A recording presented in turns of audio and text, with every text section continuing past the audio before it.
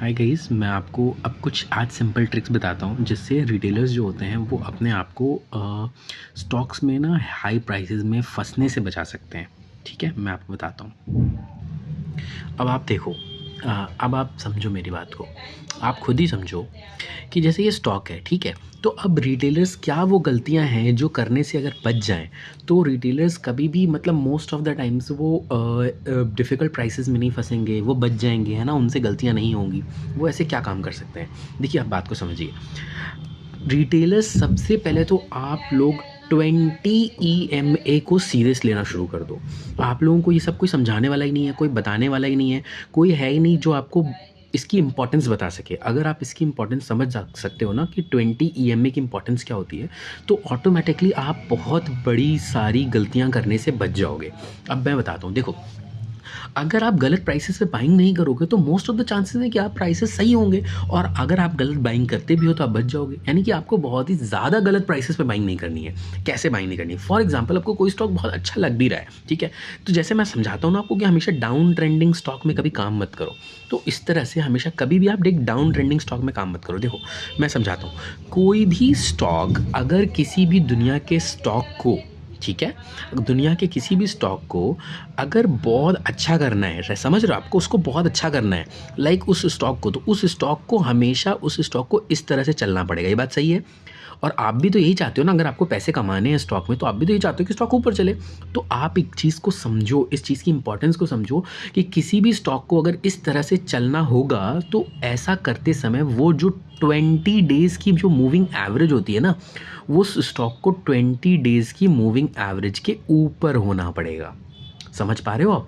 नहीं तो आप खुद सोचो, 20 डेज़ का मूविंग एवरेज एक्चुअली 1 मंथ का एवरेज होता है। अब कोई स्टॉक अगर अपने 1 मंथ के एवरेज से नीचे चल रहा है, यानी कि जो 1 महीने का उसका एवरेज प्राइस है, वो स्टॉक का स्टॉक प्राइस उसके नीचे चल रहा है, तो वो स्टॉक ऊपर कैसे जाएगा? आप समझो ना, अगर उसका एवरेज ही 1 महीने से नीचे चल रहा है तो वो स्टॉक ऊपर जाएगा ही कैसे? और अगर वो स्टॉक ऊपर जाएगा ही नहीं तो आप पैसे कमाओगे कैसे? इसका मतलब सबसे पहले तो ऐसे स्टॉक्स में बाइंग करना बंद करिए आप लोग, जो स्टॉक्स अभी फिलहाल 20 डे मूविंग एवरेज के नीचे चल रहा हो। ठीक है, 20 डे मूविंग एवरेज को बहुत ज़्यादा सीरियस लेने की जरूरत है। अमन भाई, क्या आप ऐसा कह रहे हो कि 20 डे मूविंग एवरेज के नीचे बाइंग नहीं करनी चाहिए? समझ नहीं रहे हो। 20 डे मूविंग एवरेज के नीचे तो हम बाइंग करेंगे, लेकिन हम कब बाइंग करेंगे? हम पहले आपको बहुत सारी चीज़ें देखिए। एक स्टॉक जो होता है ना, आप बात को समझिए, स्टॉक जो होता है वो हमेशा 4 फेजेस में चलता है। कितने फेजेस में चलता है? 4 फेजेस में चलता है।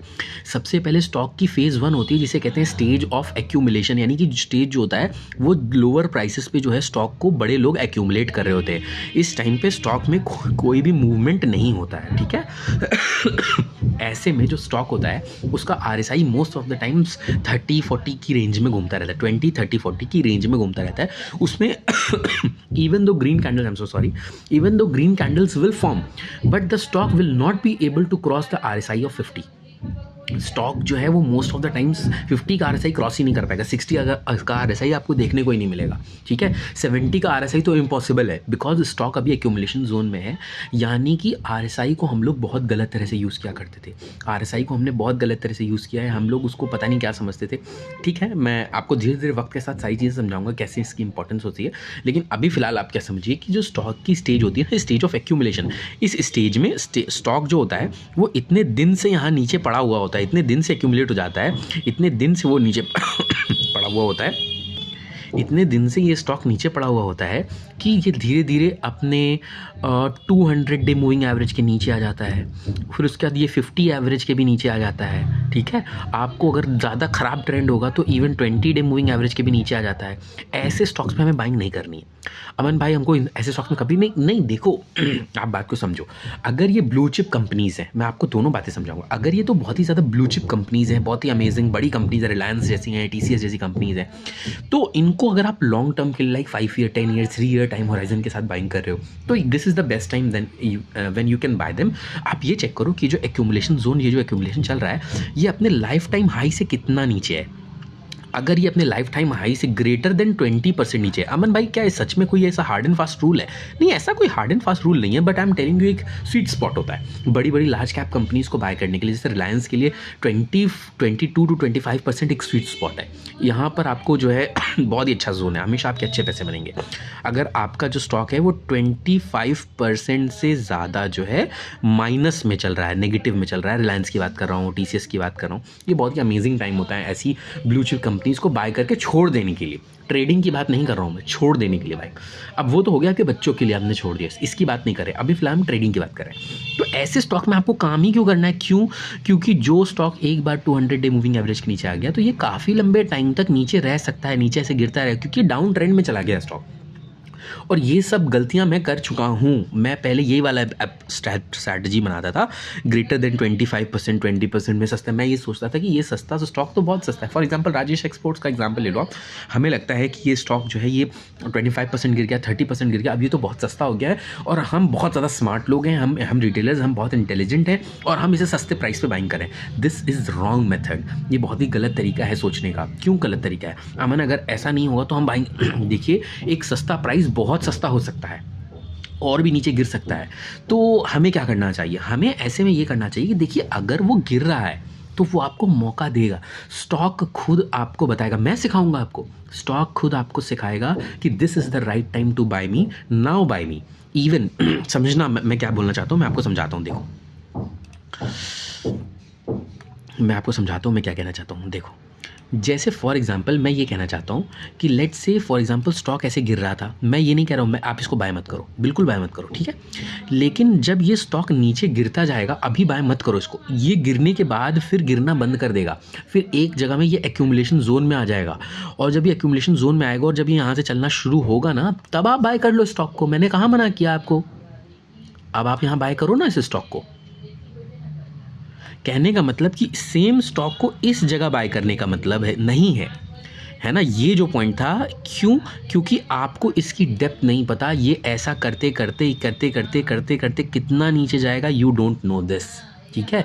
एक बार रुक जाओ, ये स्टेज 4 चल रही है, ठीक है, ये स्टेज 4 चल रही है, स्टेज ऑफ डेथ चल रही है। अभी यहाँ से स्टेज 1 वापस से स्टार्ट होने दो, यानी एक्यूमुलेशन होने दो, और फिर जब यहाँ से स्टेज 2 की शुरुआत होगी, जब यहाँ ब्रेकआउट होगा, ठीक है, तो हमें यहाँ पर बाइंग करनी है। ऐसे कॉन्सेप्ट्स और सीखना चाहते हो, मुझे आप फॉलो कर सकते हो। आप समझो, यहाँ पर हमें बाइंग करनी है। मैं आपको बताता रहूँगा टाइम टू टाइम कि किन स्टॉक्स में अब अच्छी बाइंग बन रही है, ठीक है।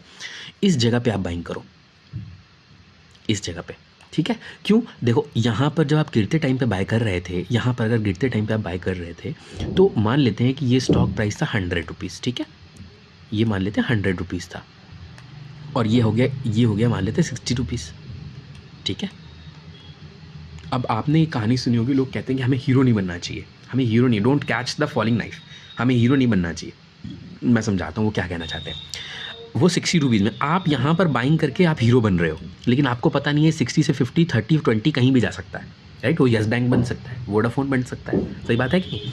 लेकिन आप क्या करो, पहले इसको रुक जाओ, यहाँ एक्यूमुलेशन हो जाने दो, 2-3 महीने रुक जाओ, और 2-3 महीने के बाद हो सकता है यहाँ पर ये स्टॉक 50 रुपीज़ तक भी आया हो, ठीक है, 50 रुपये तक भी आया हो सकता है 40 भी तक गया हो। छोड़ दो उसको, हीरो बनने की ज़रूरत नहीं है। 50 रुपये छोड़ दो, 40 रुपये उसको छोड़ दो आप, ठीक है। स्टॉक को अगर चलना होगा तो उसको वापस इस जोन को तोड़ करके वापस 60 को क्रॉस करना ही पड़ेगा, अगर स्टॉक को चलना होगा तो। नहीं तो वो स्टॉक फ्यूचर में ऊपर जाएगा कैसे? आप खुद ही सोचो ना। वो स्टॉक ऊपर, अगर उसको स्टॉक को ऊपर जाना है तो आपके प्राइस को तो क्रॉस करके जाना ही पड़ेगा।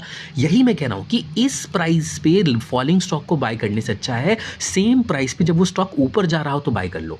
ये मत सोचो कि मैंने तो 40 रुपये का स्टॉक 60 में बाय कर रहा हूँ, मैं तो महंगा बाय कर रहा हूँ, अब मतलब नहीं है बाय करने का। बिल्कुल नहीं, ये गलत तरीका है सोचने का। डोंट वी, जो हमारे जॉन मर्फी साहब हैं, वो कहते हैं अपनी बुक में, वो कहते हैं I don't want to be the first person at the party. इस बात की गहराई को समझिए। वो कहते हैं कि मुझे पार्टी में पहला इंसान नहीं बनना है, but I do want to make sure that the party is going on. क्या मतलब इसका? मतलब मैं यहाँ पर बाइंग करके हीरो बन जाऊँ कि बस मैंने जैसी बाइंग की स्टॉक उसका चलना शुरू हो गया ऐसे ऐसे करके, मुझे इतना बड़ा हीरो नहीं बनना है पैसा बनाने के लिए। I don't want to be the first person कि मैंने सबसे उसका बॉटम पकड़ लिया, अब मैं पहला इंसान हूँ जिसने बॉटम पकड़ लिया। मुझे फर्स्ट पर्सन नहीं बनना है, but I do want to make sure that party is going on, यानी कि स्टॉक अप ट्रेंड में है, मैं ये मेक श्योर करना चाहता हूँ कि कहीं मैं फंस ना जाऊँ बाइंग करके। तो इसका क्या तरीका है? इसका ये तरीका है कि स्टेज 4 के बाद आप एक्यूमुलेशन हो जाने दो एंड सेम प्राइस पे ऊपर जाते समय बाय कर लेना। अगर वो स्टॉक अप ट्रेंड में आ चुका है और अब एक्यूमुलेशन सच में हो चुका है और वो स्टॉक चलने वाला है, तो वो डेफिनेटली यहाँ से और ऐसे करके और ऊपर निकलना शुरू कर देगा और आपका प्रॉफिट हो जाएगा। और अगर वो स्टॉक नहीं चलने वाला तो आप तो वैसे भी यहाँ बाइंग करके फंसने ही वाले थे। आप तो वैसे भी यहाँ बाइंग करने के बाद वो स्टॉक तो नीचे जाना ही था, घूम के यहाँ आता और फिर वापस नीचे चला जाता, तो आप तो वैसे भी लॉस में जाने वाले थे। तो आप कोई बात नहीं, यहाँ बाई करके लॉस में चले जाओ, आपको तो वैसे भी लॉस होना था, समझ रहे हो। लेकिन मैं आपको सही तरीका, सही साइकोलॉजी समझा रहा हूँ कि हमें बाइंग करनी है, लेकिन अप ट्रेंडिंग स्टॉक में। अगर उसे गिरना होगा, अमन भाई अगर मैंने अप ट्रेंड में बाय कर लिया और गिर गया, तो अगर उसे गिरना होगा तो आप पहले भी बाय कर दे गिरते हुए स्टॉक में, तो आप लॉस में जाते और अभी भी लॉस में जाओगे। तो क्यों ना मैं ऐसे स्टॉक में बाय करूं जहां पर मैं एक चीज़ मेक श्योर कर चुका हूं कि नीचे बेस बन चुका है। स्टॉक बेस बना करके ही चलता है, जब तक स्टेज 1 नहीं आएगी, जब तक एक्यूमुलेशन नहीं होगा, तब तक स्टॉक चलेगा कैसे?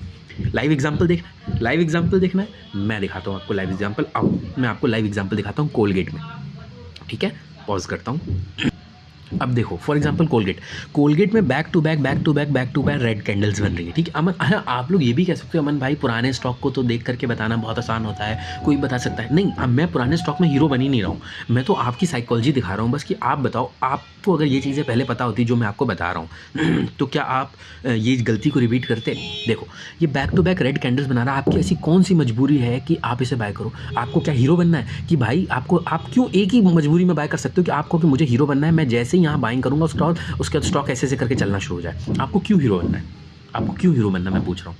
अगर ये स्टॉक कंटिन्यूअसली आपको दिख रहा है, आपकी आंखों के सामने ये बताओ, ये दिख रहा है कि नहीं कि ये स्टॉक 20 डे मूविंग एवरेज के नीचे है इस टाइम। अगर वो 20 डे मूविंग एवरेज किसी भी स्टॉक को चलना होगा तो पहले किसको क्रॉस करेगा? 20 डे मूविंग एवरेज को। अगर कोई स्टॉक 20 डे मूविंग एवरेज को क्रॉस करेगा और ये बात आपको पहले से पता है, तो आप उस स्टॉक को बाय क्यों कर रहे हो जब वो गिर रहा है और बहुत चीज़ें 20 डे मूविंग एवरेज के नीचे? समझ पा रहे हो? अब आगे समझना। Back to back red candles बन रही है, आप इस पूरे एरिया में कहीं बाइंग करते? नहीं करते, आप फंसते नहीं। रिटेलर नहीं फंसा, मेरा रिटेलर बच गया। अगर रिटेलर हीरो बनेगा तो पक्का फंसेगा, है ना। आपको बॉटम फिशिंग, आपको बॉटम पकड़ना है, आप बॉटम पकड़ते रहिए। आप ये वीडियो छोड़ दीजिए, आपके लिए नहीं वीडियो। आप बात समझिए, हीरो नहीं बनना है। अब पहले आप इस स्टॉक को देखिए, इस स्टॉक में पहले देखते हैं कहाँ पहला मौका बनता है बाइंग का। अब ये देखिए, ये कोलगेट है, ठीक है, गिर रहा है, यहाँ पर कहीं भी गिर रहा है, ऑप्शन नहीं है। अब यहाँ पर 20 डे मूविंग एवरेज को क्रॉस करता है और हमें यहाँ पर लगता है कि हाँ हमें यहाँ बाइंग करनी चाहिए। मैं आपकी बात मानता हूँ कि हाँ आपको यहाँ लग सकता है कि ये 20 डे मूविंग एवरेज को क्रॉस कर रहा है तो हमें यहाँ पर बाइंग करनी चाहिए। आपने यहाँ पर बाइंग कर ली, लेकिन एक बात बताओ, मैं आपको अभी और भी पॉइंट समझाऊंगा, मैं पढ़ाऊंगा कि हमें कब पता चलता है कि हमें बाइंग करनी चाहिए या बाइंग नहीं करनी चाहिए। हमें कब पता चलता है कि जो बाइंग होती है वो रियल बाइंग है कि नहीं है ना। लैपटॉप ऑफ होने वाला है, 1 मिनट रुक जाना, है ना। तो अभी मैं आपको और भी चीज़ें सिखाऊंगा कि हमें और क्या क्या चीज़ें देखनी चाहिए।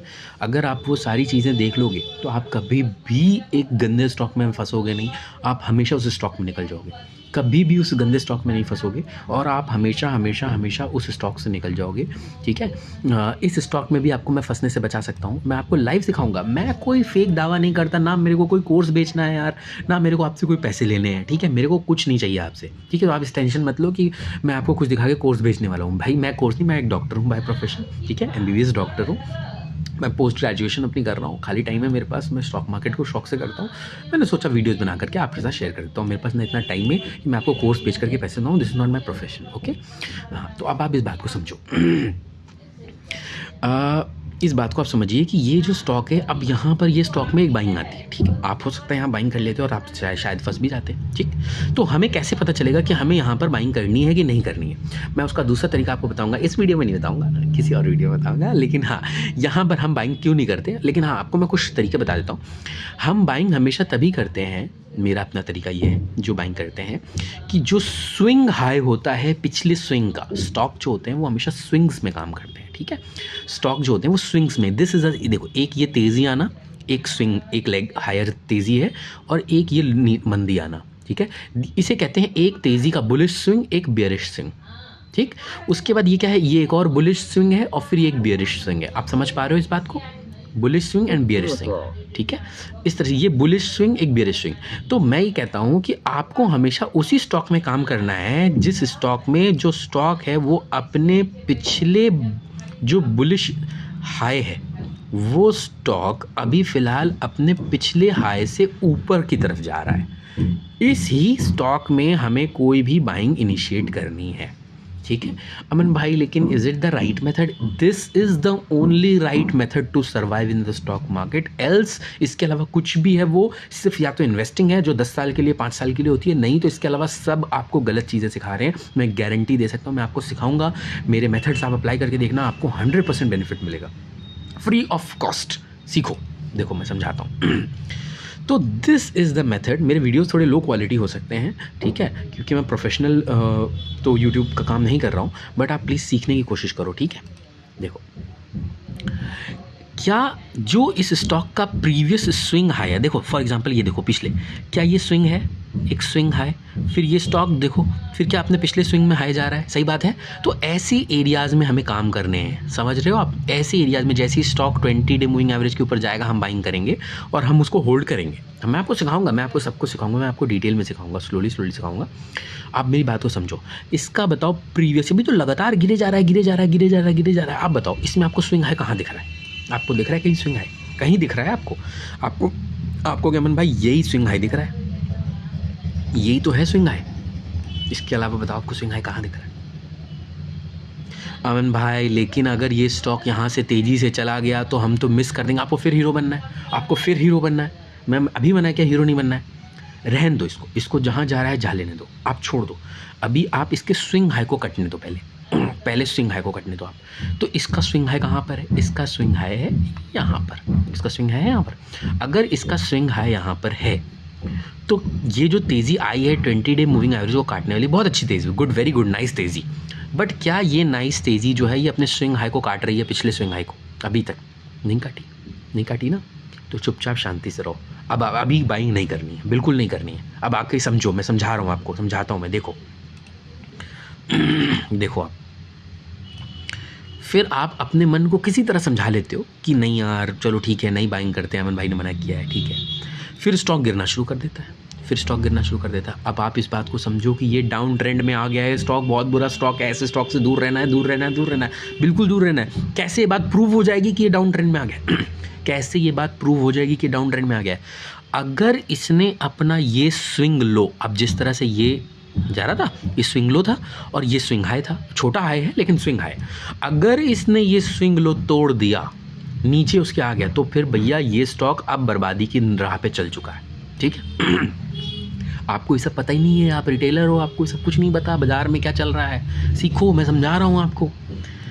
ये स्टॉक फिर गिरना शुरू होता है और गिरते फिर यहीं आ जाता है। अमन भाई ये डबल बॉटम भी तो बना सकता है। आपको क्यों हीरो बनना है भाई? रुक जाओ, हो जाने दो, उसको एक्यूमुलेट हो जाने दो। अभी आपको बहुत मौका मिलेगा बाइंग करने का। आप गलत बाइंग कर रहे हो आज तक, समझो। देखो ये हो गया बॉटम, फिर आपको लगा ये बन गया डबल बॉटम, और ये हो गया 20 EMA क्रॉस। अमन भाई अब मैं बाय कर लेता हूँ, प्लीज़ अमन भाई मुझे बाय कर लेने दीजिए। रुक जा मेरे भाई, रुक जा। ये वाला अब स्विंग हाई है ना, पिछला हाई क्या हो गया? ये हाई है ना पिछला स्विंग हाई, मानते हो? अब तक वो था, अब ये वाला हाई हो गया, इस हाई को क्रॉस हो गया। ये हाई क्रॉस हुआ है क्या? नहीं हुआ ना। रुक जाओ फिर, अभी तक बाइंग नहीं करनी है। ये देखो यहाँ थोड़ा चलता है, बाइंग आई। अमन भाई देखो मैं कह रहा था डबल बॉटम बन गया है, पिछला हाई क्रॉस होने दो। नहीं हाई क्रॉस हुआ, उसके बाद क्या हुआ? तुरंत ये बॉटम टूट गया। अब जैसे ही बॉटम टूटा, शॉर्टर्स एक्टिवेट हो गए बाजार में। जो लोग शॉर्ट करते हैं मार्केट को, उन्होंने दबा के मार्केट को शॉर्ट किया। उनका स्टॉप लॉस लगाने के लिए ऑपरेटर ने थोड़ा ऊपर खींचा सो दैट कि उनका स्टॉप लॉस ट्रिगर हो जाए, उनको लगे कि यार बाइंग आ रही है। लेकिन देखो क्या ये वाला स्विंग हाई टूटा? ये हाई टूटा कि नहीं टूटा? वैसे ये रियल स्विंग हाई है, बट फिर भी क्या ये टूटा? ये तक नहीं टूटा है, ये यहीं पर हाई बनाता है इतने एरिया में, और इसका स्विंग हाई जो था वो इस एरिया में था, थोड़ा ऊपर था, वो भी नहीं टूटा। एंड स्टॉक फिर डाउन ट्रेंड में आ गया। मैंने क्या बोला है? ऐसे स्टॉक से दूर रहना है यार। प्रीवियस हाई तो टूट लेने दो मेरे भाई, प्रीवियस हाई तो टूट लेने दो, तब जा करके आप कुछ काम करना, ठीक है।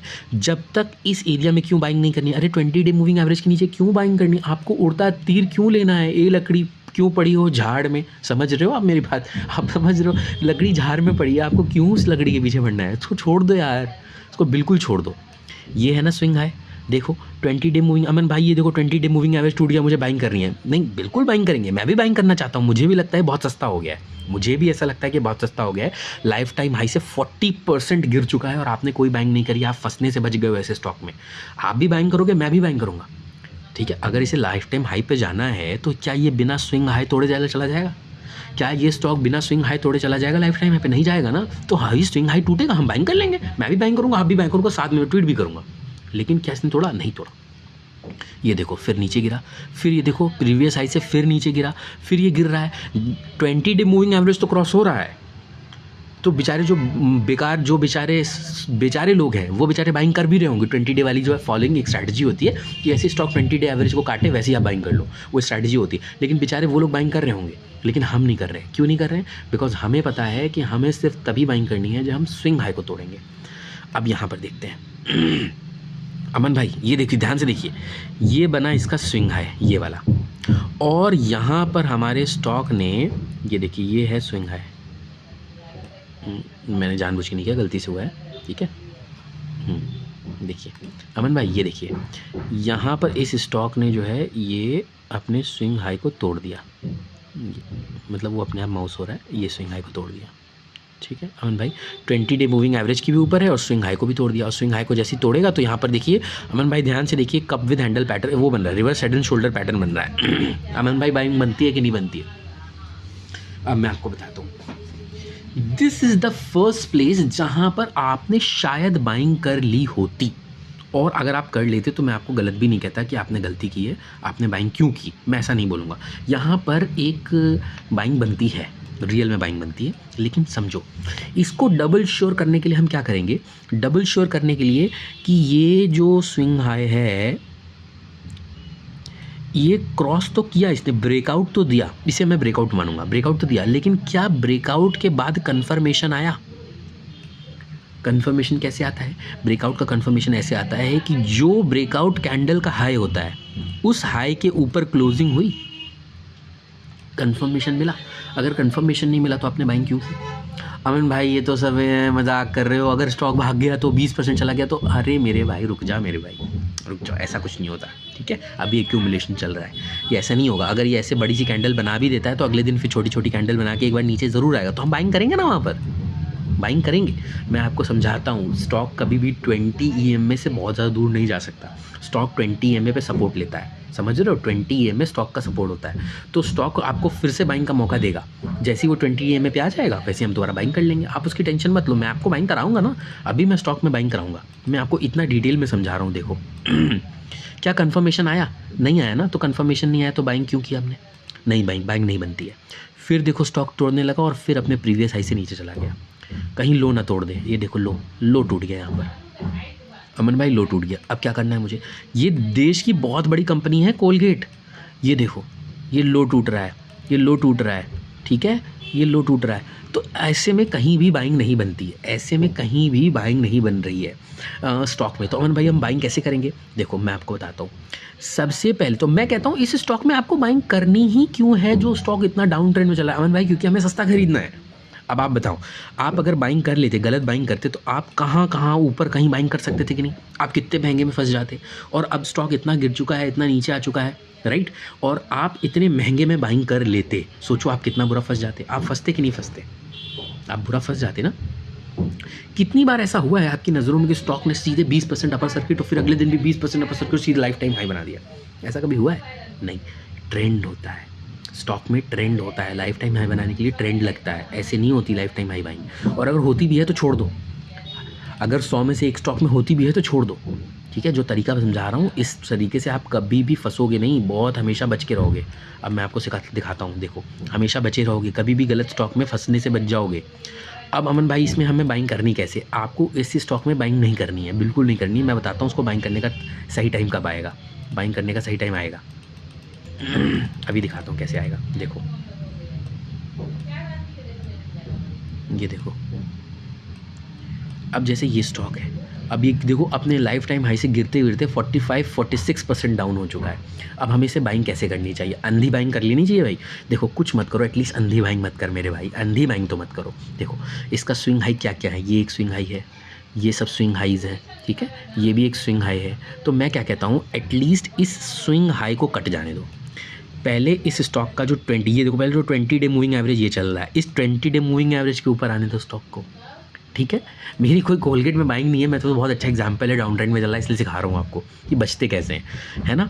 इसमें इसके सबसे पहले तो यहाँ जब तक ये ना हो तब तक बाइंग मत करो, और दूसरा क्या होगा कि ये इसको पार करने दो, अपने स्विंग हाई को काटने दो, और काटने के बाद इसके कन्फर्मेशन को आने दो। कोलगेट में बचना कितना डिफिकल्ट था आप बताओ, कितना ईजी था इस स्टॉक से बचने में, बहुत ईजी था, बहुत ईजी था। अमन भाई आसान वाले एग्जाम्पल्स तो सब लेते हैं, थोड़ा कठिन एग्जाम्पल लेके दिखाते तो आप मानते, मैं वो भी लूँगा और वो भी समझा